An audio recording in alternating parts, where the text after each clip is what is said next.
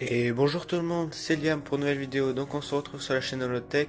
Je vais vous présenter une config spéciale pour BUBG et Fortnite. Donc cette configuration, elle est à un prix de 625 € chez Startit. Donc Startit est c'est un petit site. Donc c'est une petite start-up française qui vendent comme LDLC, comme Tampachat, des produits high-tech, donc des composants, des écrans, des ordinateurs, etc. Pour le moment, ils n'ont pas de site, donc il faut se rendre sur leur TeamSpeak pour pouvoir acheter chez eux.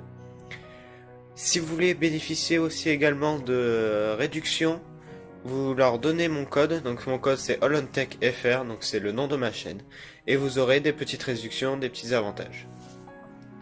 Donc pour cette configuration, on commence avec un Intel Pentium Gold G4600, donc c'est un socket 1151, c'est un dual core, il a 3 MO de cache et c'est un Kaby Lake, donc la dernière génération. Donc ce Pentium est une bête de course, il va vraiment, pour PUBG et pour Fortnite, il va vraiment suffire largement. Donc voilà, s'il n'y a pas besoin de mettre plus dedans, c'est vraiment très bien. Après en carte mère, donc je vous ai mis la petite ASRock B250 Pro 4, donc c'est une carte mère en format ATX. Compatible M2, donc ça c'est un SSD, donc vous pouvez mettre un SSD dessus. Et après en prise, donc on a 3 jacks pour l'audio, un DVI, un VGA, un HDMI, un USB type C, un USB 2.0, 3 USB 3.0, un Ethernet et une prise pour la souris et le clavier, donc les anciennes prises. Il y a aussi également l'emplacement de 2 antennes Wi-Fi, mais pour ça il faut rajouter la carte, elle n'est pas intégrée dedans. Donc comme vous avez pu voir, la configuration que je vous présente est en noir et blanc.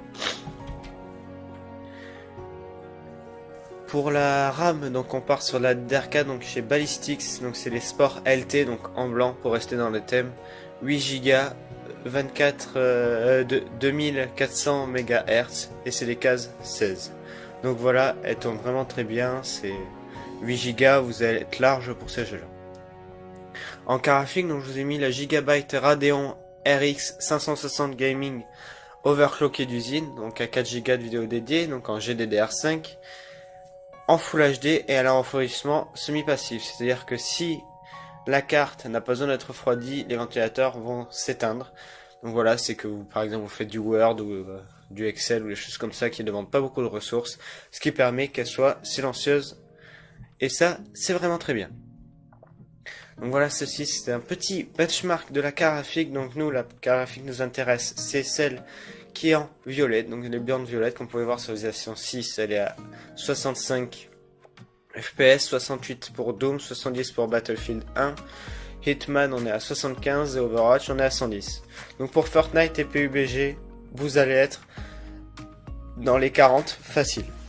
Pour le stockage, donc on part sur le Saint Graal Seagate Barracuda, donc pour 1 Tera, donc c'est un 3,5 pouces en SATA 3. Il a une rotation de 7200 tours par minute. Donc voilà, c'est un disque dur, il est un rapport qualité-prix imbattable. Moi c'est ce que j'ai dans mon PC et franchement j'en suis vraiment hyper content. Je vous le conseille largement et en plus il est à moins de 50 €. Donc un petit lecteur graveur, donc le Asus, le DRW24D5MT. C'est aussi celui que j'ai. Franchement, si vous regardez pas des films en Blu-ray tous les jours, ça va aller parce qu'il fait le Blu-ray, mais bon, il faut pas non plus lui en demander trop, mais franchement, si c'est pour regarder des films de temps en temps, pour installer des jeux, pour graver des films sur des CD, etc., franchement, il est vraiment très bien. Pour alimenter tout ça, donc on part sur la Corsair VS 550, donc c'est une alimentation de 550 watts qui est certifiée 80+. Elle est non modulaire, donc voilà, c'est franchement une alimentation qui est géniale. Elle est très bruyante et elle n'est pas modulaire malheureusement, mais bon, pour ce budget on peut pas avoir un modulaire efficace, donc je préférais jouer sur la qualité et la puissance que sur le modulaire. Mais bon, franchement, ça va quand même, hein. Les câbles sont pas si moches que ça et le PC il va marcher quand même. Et donc pour le boîtier, on a pris le Bitfinex Nova blanc, donc version fenêtrée. Donc c'est un boîtier moyenne tour qui accepte les cartes mères ATX, micro ATX, mini ATX, qui a un ventilateur inclus, donc qui a un ventilateur à l'arrière de 120 mm. Vous pouvez rajouter 2 ventilateurs de 120 mm à l'avant. Il est compatible water cooling, donc le water cooling de 120 mm. Et sur le devant, donc ce qu'on a comme bouton, on a un USB 3.0, un USB 2.0, une prise micro, une prise casque, le bouton power et le bouton reset. Donc voilà. Merci d'avoir regardé la vidéo, abonnez-vous, likez. Si vous voulez avoir cette configuration au plus bas prix, allez chez Startit. Je vous mettrai tous les liens, tout ça, ce qu'il faut dans la description.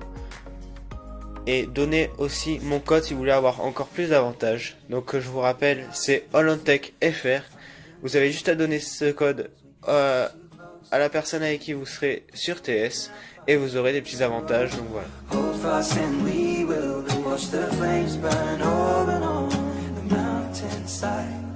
Desolation comes upon the sky. I see fire inside the